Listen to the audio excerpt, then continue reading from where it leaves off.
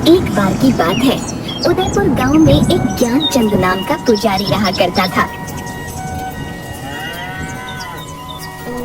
वो गांव के एक छोटे से मंदिर में पूजा पाठ किया करता था।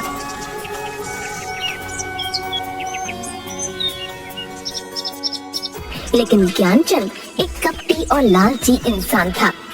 एक दिन गांव का सबसे धनी बनिया कुछ सोने की मोहरें और चांदी के सिक्के लेकर मंदिर आता है और ज्ञानचंद पुजारी से बोला, ये लीजिए पुजारी जी, आज भगवान के चरणों में देने के लिए कुछ दान लाया हूँ। अरे हाँ हाँ, क्यों नहीं। भगवान के चरणों में जो भी तुम सच्ची भावना से चढ़ाओगे उसका तुम्हें दुगना ही मिलेगा। हाँ। जिसके बाद वो धनी बनिया सोने की कुछ मोहरें और चांदी के कुछ सिक्के मंदिर की दान पेटी में डाल देता है। ये देखकर ज्ञानचंद पुजारी की आंखों में लालच आ जाता है। अरे बाबा, इतना सारा धन अगर ये मुझे मिल जाए तो मेरे तो मजे ही आ जाएंगे। हाँ बाबा, पूरी जिंदगी इस मंदिर का पुजारी बनकर नहीं गुजारनी पड़ेगी। हाँ अच्छा पुजारी जी, अब मैं चलता हूँ। जिसके बाद वो वहाँ से चला जाता है। तभी ज्ञानचंद दान पात्र में से धन निकालकर एक पोटली में अपने घर ले जाता है।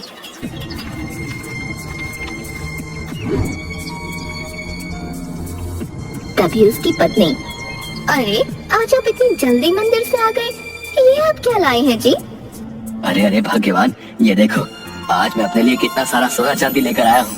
अब देखना भाग्यवान, हम मौत से अपना जीवन गुजारेंगे। हाँ देखो देखो, तुम ही देखो कितना सारा धन है।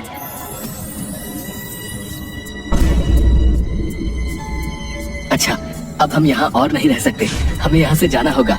चलो यहाँ से। अरे ये क्या बोल रहे हैं आप? आखिर हम जाएंगे कहाँ? मेरी तो कुछ समझ नहीं आ रहा। जरूर आप मुझसे कुछ छुपा रहे हैं। ये धन कहाँ से लाए हैं आप? मुझे कुछ भी ठीक नहीं लग रहा। अरे भाग्यवान, जितना कहता हूँ बस उतना करो। चलो यहाँ से।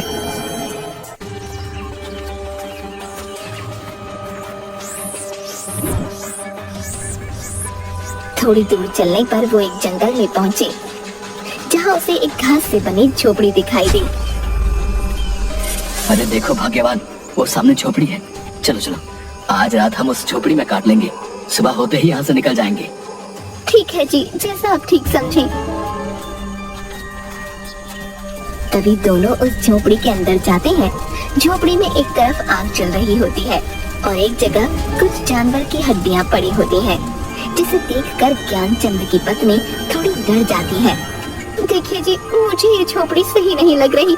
देखिए ना, यहाँ जानवर की हड्डियां भी बिखरी पड़ी हैं। नहीं नहीं, चलिए आप यहाँ से। अरे भाग्यवान, अब इतनी रात को हम आखिर कहाँ जाएंगे?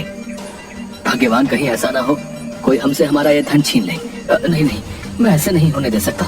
हमें आज रात यहीं रुकना होगा। अच्छा ठीक है जी, आप मेरी सुनते ही कब हैं, जैसा आप ठीक समझें। जिसके बाद वो दोनों उसी झोपड़ी में सो गए। तभी वहाँ पर एक भयानक दिखने वाला खूंखार नरभक्षी आता है, जिसके हाथ में अलग अलग जानवरों का मांस होता है। अरे बाबा, आज तो पेट भरकर भोजन मिला है।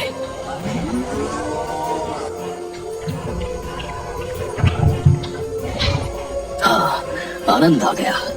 तभी उसे ज्ञानचंद पुजारी के सोने की आवाज सुनाई देती है, जो खर्राटे मार रहा होता है। अरे ये किसकी आवाजें आ रही हैं? कौन है यहाँ? तभी वो देखता है पुजारी और उसकी पत्नी उसकी झोपड़ी में जमीन पर सो रहे होते हैं। अरे बाबा, आखिरकार मेरे लिए नया भोजन आ ही गया। बहुत दिन हो गए किसी इंसान का मांस नहीं खाया, और अब नर और मादा दोनों इंसानों का मांस खाने को मिलेगा। वाह। ज्ञानचंद और उसकी पत्नी की नींद खुल जाती है। वो दोनों उस नरभक्षी को देखकर हैरान हो जाते हैं और बुरी तरह डर जाते हैं। मैं तुम दोनों को खा जाऊंगा। आज मेरे पेट को भरपूर शांति मिलेगी। हाँ, मैं खूंखार नरभक्षी हूँ। मुझे इंसानों का मांस खाने में बहुत मजा आता है। हाँ। अरे अरे, हमें छोड़ दो, जाने दो। हमें नहीं पता था ये तुम्हारी झोपड़ी है। हमें रुकने के लिए शरण चाहिए थी, इसलिए झोपड़ी में आ गए। छोड़ दो, हमें जाने दो। मैं एक मंदिर का पुजारी हूँ और पूर्ण रूप से शाकाहारी हूँ। कभी मांस को हाथ नहीं लगाया है। ऐसे में तुम्हें हमें खाने में बिल्कुल भी मजा नहीं आएगा। छोड़ दो, हमें जाने दो। क्या कहा? तुम शाकाहारी हो? तुम दोनों को खाकर मुझे न स्वाद आएगा और न मजा, इसलिए मैं तुम दोनों को नहीं खाऊंगा। लेकिन तुम्हें इसके बदले में मेरे लिए जंगल से जानवर का मांस लाना होगा। जाओ और जाकर मेरे लिए मांस लेकर आओ। मेरी भूख को शांत करो, जाओ, वरना मैं तुम्हें ही खा जाऊंगा। हाँ हाँ, क्यों नहीं, हम दोनों अभी जंगल जाते हैं और तुम्हारे लिए किसी जानवर का मांस लेकर आते हैं। नहीं, तुम दोनों नहीं जाओगे, सिर्फ तुम जाओगे। अगर तुम वापस मेरे लिए मांस लेकर नहीं आए तो तुम्हारी ये पत्नी मेरे पास यहीं मेरी झोपड़ी में रहेगी। अगर तुम जल्दी से मेरे लिए जानवर का मांस नहीं लेकर आए तो मैं तुम्हारी पत्नी को खा जाऊंगा, समझे? अब जाओ यहाँ से। राक्षस महाराज, ये आप क्या बोल रहे हैं? नहीं नहीं, आप मेरी पत्नी को नहीं खाइएगा। मैं अभी आपके लिए किसी जानवर का मांस लेकर आता हूँ। मैंने तो पहले ही कहा था ये झोपड़ी मुझे सही नहीं लग रही, लेकिन आपके धन पाने के लालच में हमें इतनी बड़ी मुसीबत में डाल दिया। अब इस नरभक्षी के लिए किसी जानवर का मांस लेकर जल्दी आइएगा, वरना ये नरभक्षी मुझे खा जाएगा। नहीं नहीं भाग्यवान, तुम चिंता मत करो, मैं जानवर का मांस लेकर जल्दी ही वापस आ जाऊंगा। जिसके बाद वो जंगल जाता है।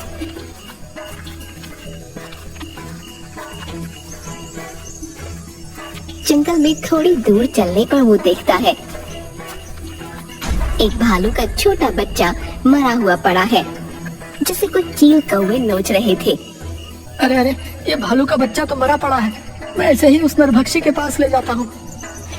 जिसके बाद वो उस भालू के बच्चे को अपने हाथों में उठाकर उस नरभक्षी की झोपड़ी में आता है। तभी ज्ञानचंद देखता है कि उसकी पत्नी नीचे जमीन पर पड़ी हुई है और नरभक्षी बड़े मजे से उसके शरीर का मांस नोच नोच कर खा रहा है। ये देखकर ज्ञानचंद हैरान रह जाता है और जोर जोर से रोने लगता है।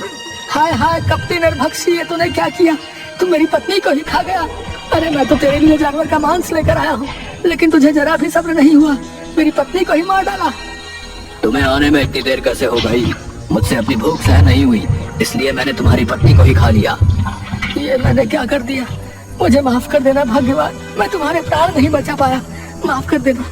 न मैं मंदिर से धन चुराता और न हम यहाँ इस जंगल में आते, मेरे लालच ने मुझसे ये क्या करवा दिया। हाँ, आज के लिए इतना भोजन ठीक है, चलो अब थोड़ा विश्राम कर लेता हूँ। हाँ।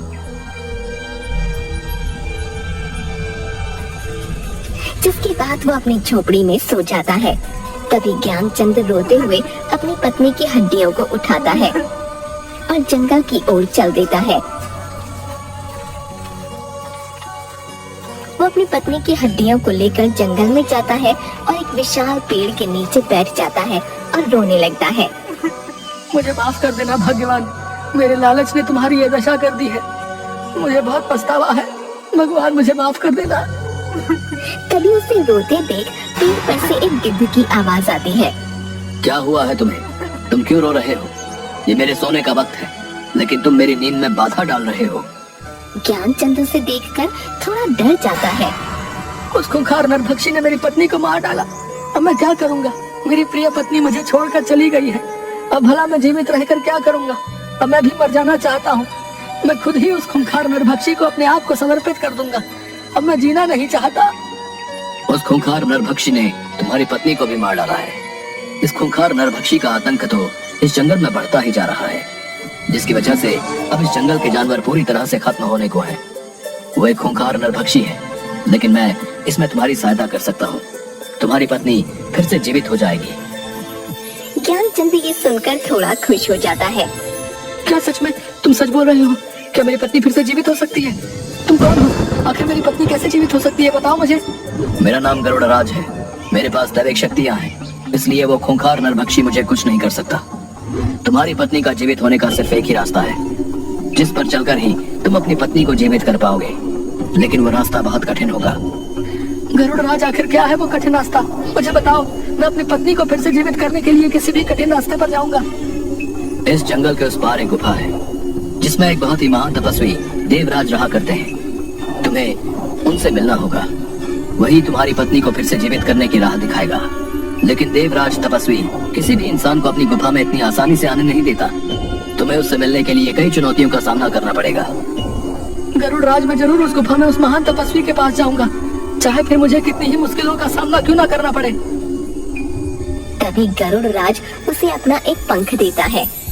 ये लो मेरा ये जादुई पंख ले जाओ। जब तुम उस गुफा में मुश्किल में आओगे, तब ये मेरा जादुई पंख तुम्हारी सहायता करेगा।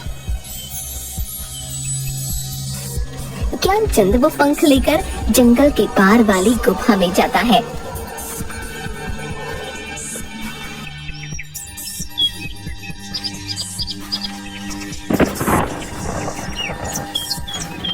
थोड़ी दूर गुफा में चलते ही एक विचित्र सा दिखने वाला लंगूर जानवर, जिसकी आंखें एकदम सुर्ख लाल होती हैं, उस पर झपट पड़ता है। अरे कौन हो तुम? मुझे छोड़ो, छोड़ दो मुझे। तपस्वी देवराज की इस गुफा में आने की तुम्हारी हिम्मत कैसे हुई? मैं तुम्हें जिंदा नहीं छोड़ूंगा। क्या तुम्हें नहीं पता यहाँ कोई इंसान नहीं आ सकता? नहीं, मुझे छोड़ दो, मैं बहुत मुश्किल में हूँ। मुझे यहाँ गरुड़ राज ने भेजा है, मुझे देवराज तपस्वी से मिलना ही होगा। मुझे आगे गुफा में जाने दो। ये सुनकर वो डरावना लंगूर उसे छोड़ देता है। ठीक है, मैं आगे देवराज तपस्वी से मिलने दूंगा, लेकिन इसके लिए तुम्हें एक चुनौती से गुजरना होगा। इस गुफा में आगे जाने के 2 रास्ते बताऊंगा। तुम्हें अपनी बुद्धि से सही रास्ता चुनना होगा, लेकिन याद रखना, अगर तुमने गलत रास्ता चुना तो तुम देवराज तपस्वी से कभी नहीं मिल पाओगे। ठीक है, मुझे आपकी ये चुनौती मंजूर है। जिसके बाद डरावना लंगूर अपनी आंखों की शक्ति से 2 रास्ते बना देता है। एक रास्ते पर बहुत रोशनी होती है और दूसरे रास्ते पर बहुत अंधेरा, जिसमें सिर्फ आग की मशालें जल रही होती हैं। ये देखकर ज्ञानचंद सोच में पड़ जाता है। कुछ देर सोचने के बाद मैं अंधेरे का रास्ता ही चुनूंगा, क्योंकि अंधेरे के बाद ही जीवन में उजाला होता है, और मुझे अपने जीवन में उजाला करने के लिए अपनी पत्नी को जीवित करना है। मुझे देवराज तपस्वी इसी अंधेरी राह पर मिलेंगे। डरावना लंगूर ये सुनकर थोड़ा खुश हो जाता है। बहुत अच्छा जवाब दिया तुमने। तुम्हारी राह इसी अंधेरे रास्ते से होती हुई उजाले की ओर जाती है। तुम्हें ऐसे ही अपनी बुद्धि और विवेक का इस्तेमाल करना होगा। अब तुम जाओ। ज्ञानचंद अंधेरे रास्ते की ओर बढ़ता है। तभी थोड़ी दूर पर वो देखता है एक बहुत बड़ी शिला दिख रही है। ये क्या? गुफा में आगे जाने का तो कोई रास्ता ही नहीं दिखाई दे रहा। वो उस शिला के पास जाता है। इतनी बड़ी शिला, आखिर इसका क्या मतलब हो सकता है? लगता है इस शिला के उस पार ही मुझे देवराज तपस्वी से मिलने का रास्ता मिलेगा। तभी ज्ञानचंद उस शिला को हटाने की बहुत कोशिश करता है, लेकिन वो अपनी जगह से टस से मस नहीं होती। तभी उसे शिला के उस पार एक आवाज सुनाई देती है। कौन हो तुम और क्यों इस शिला को हटाने की कोशिश कर रहे हो? क्या तुम जानते नहीं, ये गुफा देवराज तपस्वी की है। यहाँ किसी भी इंसान का आना मना है। फिर तुम क्यों आए हो? मैं बहुत ही मुसीबत में हूँ। मुझे यहाँ गरुड़ राज ने भेजा है। मुझे देवराज महान तपस्वी से मिलना है। उनसे मिले बिना मैं यहाँ से नहीं जाऊंगा। तुम्हें गरुड़ राज ने भेजा है, इसका तुम्हें प्रमाण देना होगा। तुम्हें एक चुनौती का सामना करना होगा, तभी तुम इस शिला के पार आ सकते हो। मुझे आपकी चुनौती मंजूर है। क्या करना होगा मुझे बताओ। इस शिला को खोलने की चाबी का पता तुम्हें अपनी बुद्धि से लगाना होगा, तभी तुम इस शिला के अंदर आ पाओगे। ज्ञानचंद ये सुनकर सोच में पड़ जाता है और कुछ देर सोचने के बाद वो देखता है कि शिला पर अचानक से एक निशान दिखने लगता है, जो बिल्कुल गरुड़ राज के दिए पंख की तरह होता है, जो कि ज्ञानचंद के पास होता है। वो उस पंख को अपने हाथ में लेता है। अच्छा, तो इस शिला की चाबी ये पंख ही है, क्योंकि इस शिला पर दिखाई दे रहा ये निशान गरुड़ राज के पंख की तरह है। जैसे ही ज्ञानचंद उस पंख को शिला पर रखता है, वो पंख उस शिला में समा जाता है और शिला का द्वार खुल जाता है। ज्ञानचंद उस शिला की गुफा के अंदर जाता है और देखता है कि देवराज तपस्वी एक स्थान पर अपनी ध्यान मुद्रा में बैठे हुए हैं और ओम का उच्चारण कर रहे हैं।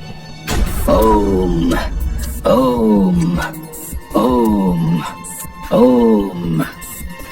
तभी ज्ञानचंद उसके पास जाता है। हे महान तपस्वी देवराज, आंखें खोलिए। मुझे आपकी सहायता की आवश्यकता है। आप ही मेरी सहायता कर सकते हैं। आंखें खोलिए अपनी। कि देवराज तपस्वी अपनी आंखें खोलता है। कौन हो तुम और क्यों आए हो हमारी गुफा में? यहाँ हम अपनी ध्यान मुद्रा में रहते हैं, इसलिए किसी भी इंसान का यहाँ आना वर्जित है। लेकिन तुम यहाँ इतनी चुनौतियों का सामना करके आए हो, तो हम तुम्हारी सहायता अवश्य करेंगे। बताओ हमें, हम तुम्हारी क्या सहायता कर सकते हैं? मैं एक मंदिर का पुजारी था, लेकिन अपने लालच के कारण एक दिन उस मंदिर से कुछ सोना चांदी चुराकर अपनी पत्नी के साथ इस गुफा के पार वाले जंगल में आ गया। लेकिन वहाँ हमारा सामना खूंखार नरभक्षी से हुआ और उसने मेरी पत्नी को ही अपना शिकार बना लिया। वो खूंखार नरभक्षी एक एक करके सभी जंगल के जानवरों को अपना शिकार बना रहा है। मैं अपनी पत्नी को दोबारा से जीवित करना चाहता हूँ। मेरी पत्नी की जान मेरे ही लालच के कारण गई है, इसलिए मैं अपनी पत्नी को फिर से जीवित करना चाहता हूँ।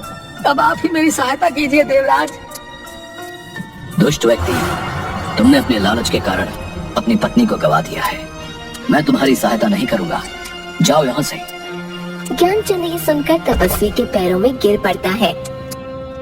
नहीं नहीं देवराज, ऐसा मत बोलिए। आप एक महान तपस्वी हैं, मैं जानता हूँ। मुझे लालच नहीं करना चाहिए था, लेकिन अब मैं अपनी पत्नी को फिर से जीवित करना चाहता हूँ। मेरी सहायता कीजिए। ज्ञानचंद की ये बातें सुनकर अच्छा तो ठीक है, मैं तुम्हारी सहायता अवश्य करूंगा, लेकिन इससे पहले तुम्हें मेरे 2 सवालों का उत्तर देना होगा। तुम्हारे दूसरे उत्तर में ही तुम्हें वो वस्तु मिलेगी जिससे तुम अपनी पत्नी को दोबारा जीवित कर सकते हो, और उस खूंखार नरभक्षी का विनाश भी उसी से होगा। इसलिए तुम्हें अपनी बुद्धि और विवेक का उपयोग करके ही दोनों उत्तर देने होंगे। अगर कोई भी उत्तर गलत हुआ तो हम तुम्हारी सहायता नहीं करेंगे। तुम्हें यहाँ से खाली हाथ ही जाना होगा। नहीं नहीं तपस्वी देव, मैं यहाँ से खाली हाथ नहीं जाना चाहता। मैं आपके दोनों सवालों का सही उत्तर देने की जरूर कोशिश करूंगा। तो बताओ, तुम्हारा पहला प्रश्न है, इस संसार में मनुष्य के जीवन में भाग्य बड़ा है या बुद्धि? ज्ञानचंद ये सुनकर थोड़ा सोच में पड़ जाता है। आपके इस प्रश्न का उत्तर बुद्धि है देवराज तपस्वी, क्योंकि मनुष्य के जीवन में बुद्धि ही वो मार्ग है जिस पर चलकर भाग्य को बदला जा सकता है। भाग्य कभी भी बुद्धि को नहीं बदल सकता है, लेकिन बुद्धि में वो गुण होते हैं कि वो भाग्य को बना और बिगाड़ सके। इसलिए भाग्य और बुद्धि में बुद्धि ही बड़ी है। बहुत ही उत्तम, तुमने बिल्कुल सही उत्तर दिया है। मनुष्य अपनी बुद्धि से ही कुछ भी हासिल कर सकता है। भाग्य का मार्ग बुद्धि के मार्ग के आगे छोटा होता है।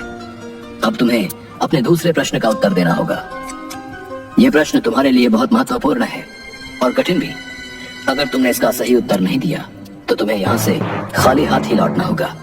तो बताओ, इस संसार में मनुष्य के जीवन में भूख, प्यास, नींद और आशा, इन चारों में से सर्वश्रेष्ठ क्या है? ज्ञानचंद सोच में पड़ जाता है। तो आपके दूसरे प्रश्न का उत्तर आशा है देवराज, क्योंकि आशा अर्थात उम्मीद पर ही ये संसार टिका हुआ है। क्योंकि मनुष्य के जीवन में एक आशा ही होती है जो मनुष्य के जीवन में कठिन से कठिन कार्य को भी करने की ताकत देती है। मनुष्य जीवन में आशा घने अंधेरे में उस रोशनी की किरण की तरह है जो मनुष्य को घनघोर कष्ट में भी जीने की प्रेरणा देती है।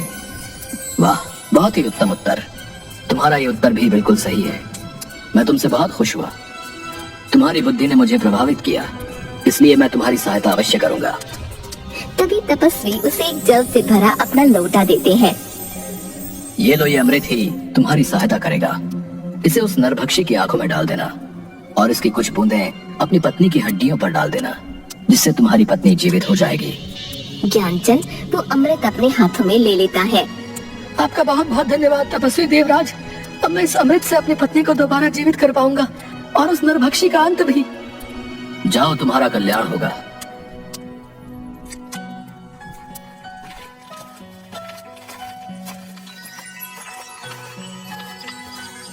जिसके बाद ज्ञानचंद अमृत लेकर उसी जंगल में जाता है। तभी उसे वो नरभक्षी मिलता है। नरभक्षी ज्ञानचंद के हाथ में वो अमृत का लोटा देख लेता है। अच्छा, तो तू उस तपस्वी देवराज के पास गया था। उसने ही तुझे मेरे अंत का रास्ता बताया होगा, लेकिन मैं ऐसा नहीं होने दूंगा। मैं तेरे सामने ही नहीं आऊंगा तो तू मेरी आंखों पर ये अमृत भी नहीं डाल पाएगा। लेकिन मैं तुझे जिंदा नहीं छोड़ूंगा। हाँ, मैं तुझे भी खा जाऊंगा। और नरभक्षी ज्ञानचंद को अपने दांतों से उसकी गर्दन से पकड़ लेता है। तभी वहाँ गरुड़ राज पेड़ से खूंखार नरभक्षी के ऊपर छलांग मारता है और नरभक्षी ज्ञानचंद की गर्दन को छोड़ देता है। ये तूने अच्छा नहीं किया गरुड़, मैं तुझे भी जिंदा नहीं छोड़ूंगा। आज तुम दोनों को खाकर ही मैं अपनी भूख मिटाऊंगा। हाँ। कि तभी अचानक से ज्ञानचंद अपने हाथ में उपस्थित अमृत खूंखार नरभक्षी की आंखों में डाल देता है। अमृत डालते ही वो नरभक्षी जोर जोर से चिल्लाने लगता है।